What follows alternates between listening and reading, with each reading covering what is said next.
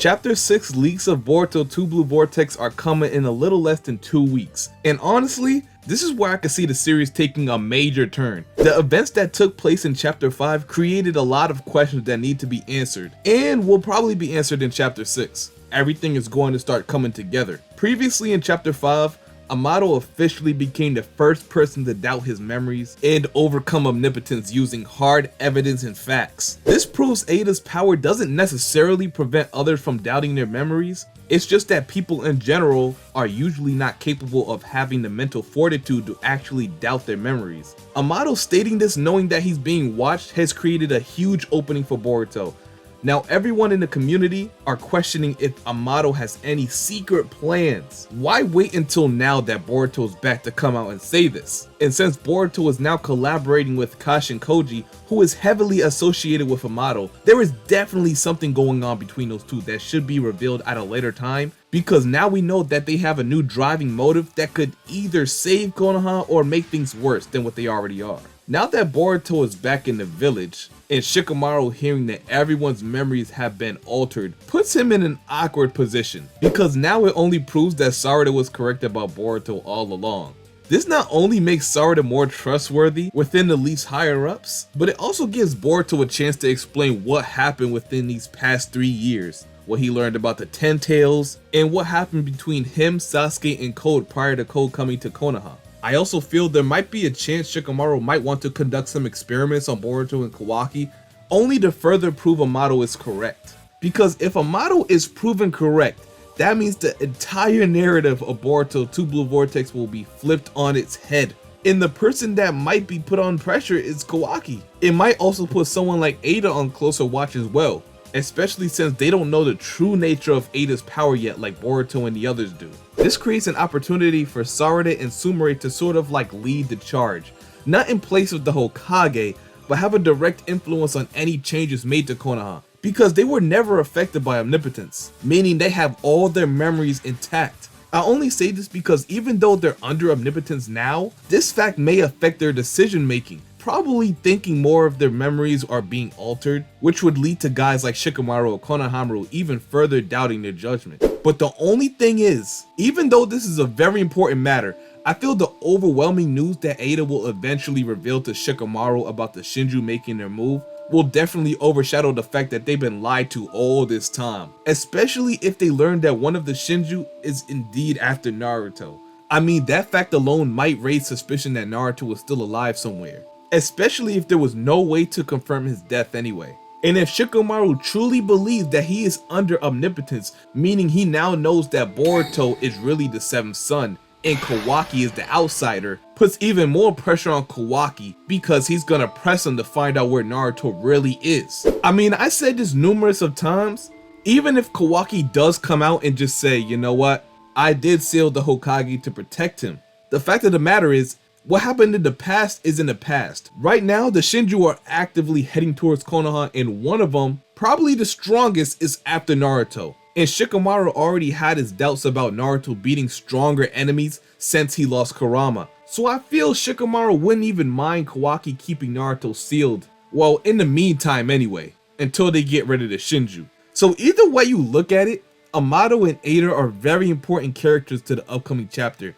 because they carry the most vital information that Konoha absolutely needs. And now that Amato recognizes that he's under omnipotence, I suspect him to do more research so we can learn more about the power and how it works. If there was somebody that can find a way to reverse it, it'd probably be Amato. With all of this information revealed, I definitely see Shikamaru aiding Boruto with the full support of Konoha, and this military power to do whatever it is they need to do to keep Konoha and its inhabitants safe from the upcoming threats. Even though that military power wouldn't mean anything in this case. Because let's be honest, when was the last time anybody except one of the major characters actually landed a solid hit or halted the movements of a major enemy? I mean, the last time that happened, I can honestly say it was probably during the destruction of the Leaf Village back in part 1 of Naruto. So when I say the full support of Konoha and its military power, I only mean a select few people, and you guys know who I'm talking about.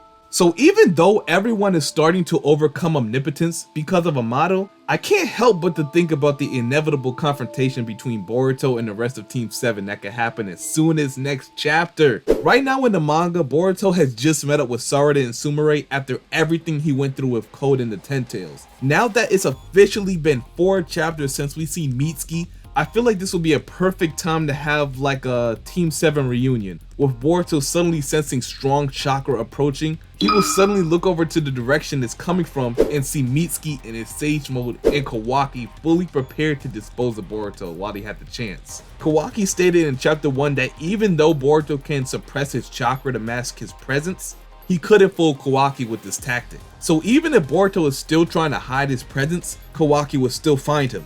Or it could be Kawaki's chakra that MITSUKI will trace and lead him to Boruto and the others. I think this outcome could be a little better for the story because it creates more suspense and it does seem more entertaining because we might get a chance to see Boruto fight again. And whenever we get a chance to see Boruto's new abilities, it's a win-win for everybody. Let's just keep it a buck.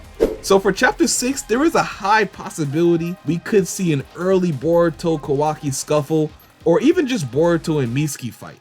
And if this does happen, I can see Sarada assisting Boruto or pleading with them to at least hear Boruto out. At the very least, if they do end up fighting or before they fight, Eida might appear out of nowhere to tell everyone the truth about what happened after Boruto retreated. I feel like this outcome makes the most sense because once Eida tells Kawaki that one of the Shinju is after Naruto, he'll decide to put his beef with Boruto on hold for the time being to address an even bigger threat. But for some reason, I do think this does happen after Kawaki and MITSUKI attack Boruto just to draw in some attention to themselves. Either way, in both scenarios, Eida will probably be the one who breaks down the current situation with everybody because she's literally the only one who's seen everything with her SENRIGAN. Even more than Boruto, who actually was there. I don't think Code should be an issue anymore, especially with him believing the Shinju would just devour Boruto anyway, and he thinks he'll just reach his goal that way. So he might be out the way for a few chapters. But I'm not gonna lie, Code might surprise a lot of people come later on. Mark my words. And I got a video coming out on Code later on, so make sure you tune into that one because it's gonna be one you don't wanna miss. So eventually Eida will tell everyone about the Shinju and their plans, and I expect Shikamaru to kind of take precautions and not allow any of the targets to engage in combat with these beings, especially Eida, who can only perform basic taijutsu. This would lessen the risk of them being devoured and the problem escalating even further by having them evolve. Of course you will have some that argue like Sarada, saying she wants to just stay and fight.